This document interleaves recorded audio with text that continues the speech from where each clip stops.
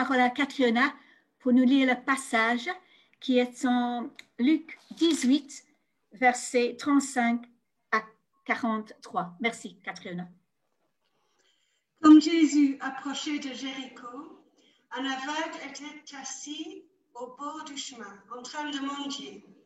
En entendant le bruit de la foule qui passait, il demanda ce que c'était.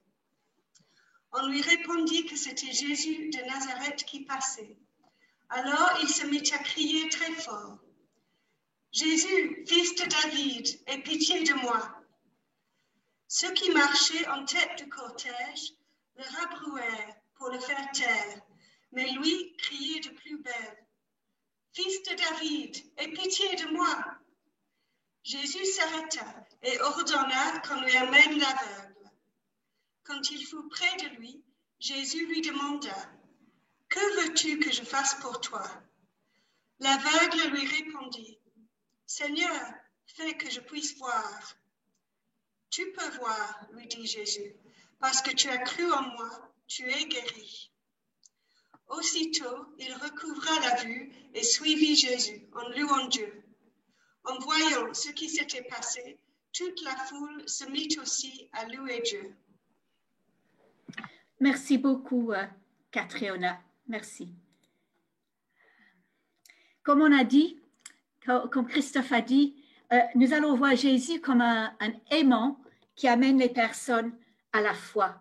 Et voici un aimant, et je ne sais pas si vous voyez, mais on sait très bien comment ça fonctionne un aimant, n'est-ce pas? C'est comme cela, et puis il y a des choses qui sont attirées. Et ce que je voulais absolument partager ce matin, c'est que Jésus est cet aimant, mais c'est comme s'il fait sortir de la foi de nous. Je ne vais pas parler trop longuement ce matin, mais j'ai 6 choses que je vais partager avec vous qu'on peut voir à propos de la foi de cet aveugle. Parce que quand on croise Jésus, quand on s'approche de Jésus, on est attiré vers lui, mais c'est Jésus qui fait sortir de nous la foi. Alors la phrase qui m'a vraiment frappée dans ce passage, et là où on va juste rester ce matin, c'est Jésus, fils de David, aie pitié de moi.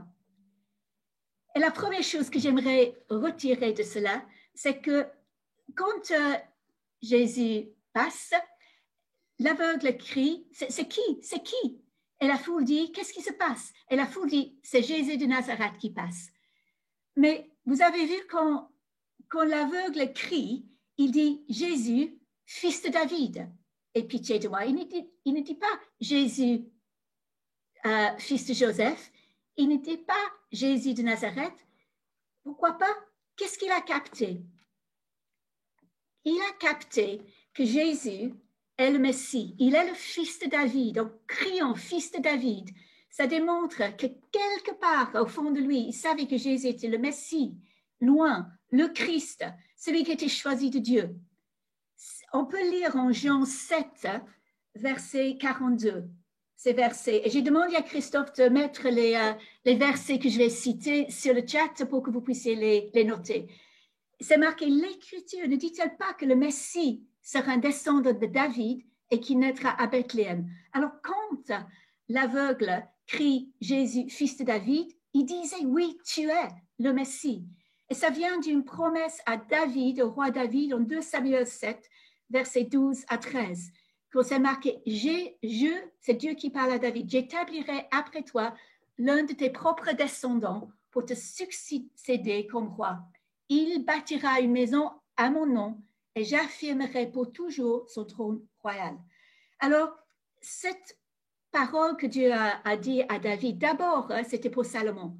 C'était dans l'immédiat. C'est une promesse à David que son fils Salomon allait construire une maison, le temple. Mais au fur et à mesure, les personnes se sont rendues compte que c'était aussi une parole prophétique qui prophétisait le Messie. Quand Dieu a dit à David, j'affirmerai pour toujours son trône royal, c'est une promesse du Messie. Alors, Jésus, fils de David, et ça vaut la peine dans de creuser un petit peu dans les Écritures pour découvrir un peu cela. Et j'aimerais poser la question pour nous, Jésus, c'est fils de David ou c'est Jésus de Nazareth? Est-ce qu'on a pris le temps de creuser un tout petit peu à propos de Jésus qui est le Messie? Ou est-ce que nous sommes quelque part juste trop paresseux pour creuser? Cet aveugle, il a compris Jésus, fils de David, Jésus, le Messie, le Christ. Jésus, fils de David, aie pitié de moi. C'est une foi. Jésus a fait sortir de cet aveugle une foi qui fait appel à la miséricorde de Dieu. Ce n'est pas par le mérite, par nos propres mérites qu'on est attiré ou qu'on vient à Jésus, mais c'est pas la miséricorde de Dieu. On a vu la semaine passée, n'est-ce pas, le jeune homme riche. Et il dit, j'ai gardé les commandements. J'ai gardé les commandements. J'ai pas commis l'adultère. Je n'ai pas volé. J'ai honoré mes parents. C'était tout ce qu'il a pu faire. Ses propres mérites. Mais ici, l'aveugle, Bartimée, on pense que c'est Bartimée. Dans une autre version, c'est marqué Bartimée. Dans une autre version, dans Matthieu, il est marqué qu'il y a 2 hommes. Aussi des choses à travailler un peu les méninges pour voir qu'est-ce que ça veut dire. Est-ce qu'il y avait 2? Est-ce qu'il y en avait un? Apparemment, il y avait 2. Mais ici, c'est lui qui pointe, sans le nommer, un des 2 aveugles qui a crié vers Jésus. Il y avait aussi, en Luc 18, c'est intéressant comme chapitre à lire, il y avait la parabole des 2 hommes en prière. C'est Luc 18, 9 à 14. Il y a celui qui se fie à lui, qui dit, moi je jeûne 2 fois par semaine, je donne 10% de mes revenus, je ne suis pas avare, malhonnête. Et il y a l'autre qui dit, oh Dieu, aie pitié du pécheur que je suis. Vous voyez, le long de ce chapitre en Luc, il y a 2 personnes qui disent, aie pitié de moi. Il y a 2 personnes qui font appel à la miséricorde de Dieu, qui sait qu'en fait, il ne mérite rien du tout. Et il y a 2 personnes qui pensent que c'est à cause de leur mérite qu'ils devraient être bénis. Et je me suis dit, c'est quand même, on sait tous, je pense, que ce n'est pas selon nos mérites que Dieu nous bénit. Ce n'est pas parce que nous le méritons. Mais il y a, parfois je vois des drôles de réactions, moi. Et j'aimerais vous lancer la question aussi, comment réagissons-nous quand Dieu bénit quelqu'un qui n'est pas bon chrétien? C'est-à-dire qu'on estime que cette personne est moins bonne que nous. Peut-être que cette personne est bénie dans sa santé, dans ses finances, il a un témoignage de guérison, sa vie de famille va super bien, il y a des cadeaux quelque part, et cette personne est bénie, et nous pas. Est-ce qu'il y a quelque chose en nous qui dit, mais pourquoi lui et pas moi? Est-ce qu'il y a un petit brin de jalousie qui dit, mais moi, je fais ceci, je lis ma Bible, je prie, je donne de l'argent aux pauvres, etc., etc., et quand même, il y a cette personne qui ne le mérite pas, qui reçoit. Ça démontre si vraiment, vraiment, nous croyons que la miséricorde de Dieu est quelque chose qui vient gratuitement ou quelque part, il y a une question de mérite. Et je pense que c'est surtout un danger pour le chrétien mûr. Quelque part, si on a suivi les commandements depuis longtemps, il peut y avoir quelque chose qui vient à nous que Dieu devrait nous bénir parce qu'on a appris à être un bon chrétien. Non, non, non. On est toujours dépendant de la grâce et de la miséricorde de Dieu. 3e chose, c'est une foi, Jésus fait sortir, fait attirer vers lui une foi personnelle. Dans une autre version, c'est marqué « Aie pitié de nous ». Mais ici, on voit que cet aveugle dit « Aie pitié de moi ». Jésus appelle les individus. On est attiré vers Jésus en tant qu'individu. On dit souvent que Dieu n'a que des enfants, il n'a pas des petits-enfants. Nous, on ne peut pas rentrer dans le royaume de Dieu sur le dos de quelqu'un d'autre, comme les enfants parfois. Il y a des enfants qui aiment être sur le dos de leur papa. Ce n'est pas comme cela qu'on rentre dans le royaume de Dieu. Chacun on choisit, chacun on est appelé, chacun, Jésus nous appelle chacun individuellement à lui. On peut pas vivre, nous ne pouvons pas vivre notre foi à travers des activités ou à travers des autres. Peut-être que vous êtes supporter d'une équipe de foot. Peut-être vous aimez regarder et vous mettez là-dedans. Et c'est comme si vous jouez sur le terrain. Mais c'est pas ça. Vous n'êtes pas vraiment joueur. Et c'est comme cela avec la foi chrétienne. On ne peut pas faire semblant. On ne peut pas juste prendre des autres. On doit le vivre pour nous-mêmes. Oh, Squeaky. Ah, oui, ce sont des adultes. Squeaky, non, c'est pas Kids Ensemble. C'est pas Kids Ensemble. Non. Oh, je suis vraiment désolée. En fait, c'est mon petit compagnon pour Kids Ensemble. Et je suis désolée. Oui, ça va plus arriver, mais je suis vraiment désolée qu'il nous a dérangés. Où est-ce que j'étais? Bon, alors, où est la question? Est-ce que j'ai une foi personnelle? Où en suis-je avec ma marche individuelle avec Dieu? Alors, d'abord, on a vu que c'est une foi en Jésus, le Messie. Et puis, on a dit, c'est une foi qui dépend de la miséricorde de Dieu. C'est une foi personnelle. C'est aussi une foi qui persévère. J'aime beaucoup cette partie-ci. Quand il fait appel à Dieu. Il dit à Jésus, Jésus, aie pitié de moi. Jésus. Et les autres, qu'est-ce qu'ils disent? Tais-toi, on ne veut pas de toi. Tu déranges le public. Vous savez, la vraie foi reconnaît la présence de Dieu, de Jésus, et saisit l'occasion. On voit que Bartimée, il a vu que c'était le moment pour lui. C'était le moment pour lui de saisir la présence de Jésus, de lutter pour que Jésus soit là. Vous savez, aujourd'hui, c'est le moment favorable. Il est marqué en Hébreux 6, verset 2. Et parfois, il ne faut juste pas trop écouter les personnes qui veulent nous arrêter dans notre élan de foi, parce que Jésus veut qu'on avance. Il voit que c'est le moment pour nous. Et souvent, je trouve que les personnes veulent nous arrêter. Parfois, on a des commentaires de l'un et de l'autre. Tu penses que c'est le moment, tu n'as pas un peu trop enthousiaste. Là, est-ce que ça dérange un peu? Mais j'ai l'impression que Jésus aime les personnes qui osent le déranger. Quand on pense aux 4 amis qui ont descendu leur ami à travers du toit, il a récompensé quelque part. Il a vu qu'ils avaient la foi. Et Jésus dit, OK, tes péchés sont pardonnés. Prends ton lit et marche. Si on pense aussi à la femme qui crie au juge inique, réponds-moi. Ce n'est pas la persévérance qu'elle a eu, ce qu'elle cherchait. Jésus veut qu'on soit persévérant. Il y a la veuve qui n'était pas juive. Et d'abord, elle va à Jésus pour demander la guérison à son enfant. Et d'abord, Jésus dit non, ce n'est pas le moment, c'est pas. Et elle persévère. Elle ne se laisse pas détourner par les commentaires des autres. Et il faut avoir cette foi persévérante, cette foi audacieuse en Jésus. Je pense aux paraboles des talents, en Matthieu 25. Il y a le troisième serviteur qui dit, j'ai pris peur et je suis allé cacher ton argent dans la terre. Et la réponse du maître, c'était un vaurien, c'était un fainéant.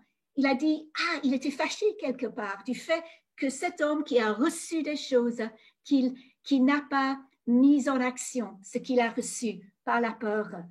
En psaume 60, verset 14, il est marqué, avec Dieu, nous ferons des exploits. C'est lui qui écrasera tous nos adversaires. Mais est-ce qu'on est prêt à faire des exploits? Ou est-ce qu'on est rentré dans nous-mêmes, dans la peur, dans la crainte?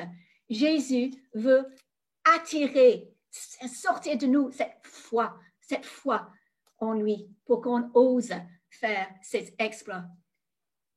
Et ma question là, est-ce que ma foi est aussi tenace, aussi robuste que celle de l'aveugle? 5e chose, c'est une foi audacieuse. Il savait ce qu'il voulait, cet homme. Il restait ferme et il a demandé grand. Et Jésus répond aux grandes prières quand ils sont pour la gloire de son royaume.